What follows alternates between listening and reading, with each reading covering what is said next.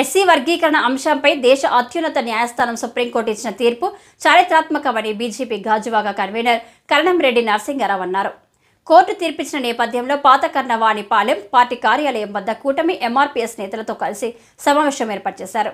ఈ సందర్భంగా నరసింగారావు మాట్లాడుతూ ఎస్సీ వర్గీకరణ ప్రక్రియ ప్రారంభించాలని కోరుతూ ఎన్నో ఏళ్లుగా పోరాటం చేస్తున్నారని, ఎట్టకేలకు ప్రధాని మోదీ చొరవ, ఎన్డీఏ కూటమి నేతల సహకారంతో నేడు ఉద్యమానికి ఫలితం దక్కిందన్నారు.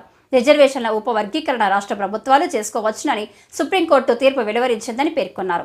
ఎన్నో ఒడిదుడుకులను ఎదుర్కొంటూ మందకృష్ణ మాదిగ పోరాటం చేశారని కొనియాడారు. ఈ పోరాటాలకు ఫలితం దక్కిందని పేర్కొంటూ మందకృష్ణకు అభినందనలు తెలిపారు.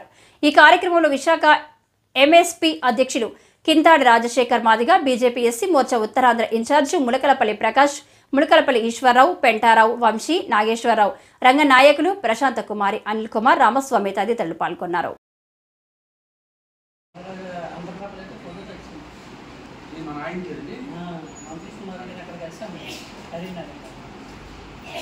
నిన్న చూసాము. మరి ఎన్నో ఏళ్ళ కళ నెరవేరుస్తూ సుప్రీంకోర్టు మంచి తీర్పునివ్వడం జరిగింది. గౌరవనీయులు శ్రీ మందకృష్ణ మాదిగ గారు 3 దశాబ్దాలుగా పోరాడుతున్నారు.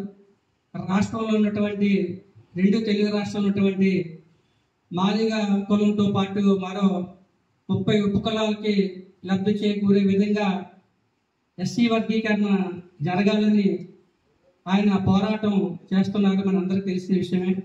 మరి గతంలో ప్రధానమంత్రి శ్రీ నరేంద్ర మోదీ గారు ముఖ్య అతిథిగా పాల్గొని శ్రీ మందకృష్ణ మాదిగ గారి ఆధ్వర్యంలో హైదరాబాద్లో, సికింద్రాబాద్లో మీటింగ్ జరిగినప్పుడు ఈ యొక్క సమస్యను ప్రధానమంత్రి శ్రీ నరేంద్ర మోదీ గారికి తెలియజేయడం జరిగింది. అప్పుడు హామీ కూడా ఇవ్వడం జరిగింది. మోదీ గారు ఇచ్చిన హామీ ప్రకారం అధికారంలోకి వచ్చిన 45 రోజుల్లోపే మరి కేంద్రం నుంచి పూర్తి సహాయ సహకారాలు మోదీ గారు అందించడం వల్ల సుప్రీంకోర్టు ధర్మాసనం 6గురిలో 5గురు అంటే అన్న తర్వాత మాకన్నా కరణంరెడ్డి నరసింహారావు గారు చక్కగా అంటే ఎంత అధ్యయనం చేశారంటే ఈ వర్గీకరణ ఏ విధంగా కృష్ణమాది పోరాటాన్ని, కృష్ణమాది విధానాలని అన్నీ కూడా కరణంరెడ్డి నరసింహారావు గారు చెప్తున్నారంటే ఏ సబ్జెక్టు మీద ప్రతి విషయం మీద సబ్జెక్టు అంత చక్కగా నాలెడ్జ్ ఉంది కాబట్టి ఆ నాయకుడు ప్రజల గుర్తింపు మనలో పొందుతాడని చెప్పేసి ఈ సందర్భంగా చెప్పాలి. ముఖ్యంగా మరి ఎంఆర్పిఎస్ అనే ఈ సంస్థ జూలై 7, 1994లో ఆవిర్భవించింది. ఈదుమూడు అనే ప్రకాశం జిల్లా చిన్న మార్బోల్ గ్రామంలో. మరి ఈరోజు ఎంఆర్పిఎస్ వ్యవస్థ ఎంత స్థాయికి ఇంత 30 ఏళ్ల పాటు సుదీర్ఘంగా ఈ భారతదేశంలో ఎక్కడ ఏ సంస్థ లేని విధంగా ఈ ఎంఆర్పిఎస్ ఇంత పోరాటం చేసిందంటే దానికి కారణం కర్త, క్రియ, కర్మ అంతా శ్రీ మందకృష్ణ గారు అని చెప్పేసి ఈ సందర్భంగా తెలియజేస్తున్నాం. ముఖ్య అతిథిగా ఎప్పుడు తీర్పునిచ్చింది ఎస్సీ ఎస్టీ వర్గీకరణ కనుక ప్రతి ఒక్కరు అందరూ దీన్ని స్వాగతించాలి.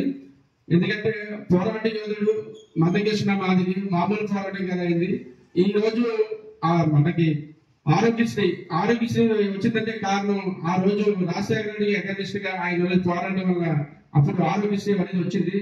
అదే విధంగా పెన్షన్ ఇప్పుడు 4000 వస్తుందంటే కారణం మొన్న పవన్ కళ్యాణ్ గారు చెప్పడం జరిగింది. ఆ 4000 పెన్షన్ కూడా కారణం మందకృష్ణ మాదిగ పోరాటమే. వికలాంగుల కోసం ఆయన చేసిన పోరాటమే ఈ రోజు 4000 పెన్షన్ వస్తుంది. అలాంటి పోరాటం 30 సంవత్సరాలు అంటే సుమారు 1996 అప్పుడు కూడా ఎన్డీఏ గవర్నమెంట్లోనే వాజ్పేయి గారి టైంలోనే అప్పుడు చంద్రబాబు నాయుడు గారు సీఎం గా ఉన్నప్పుడే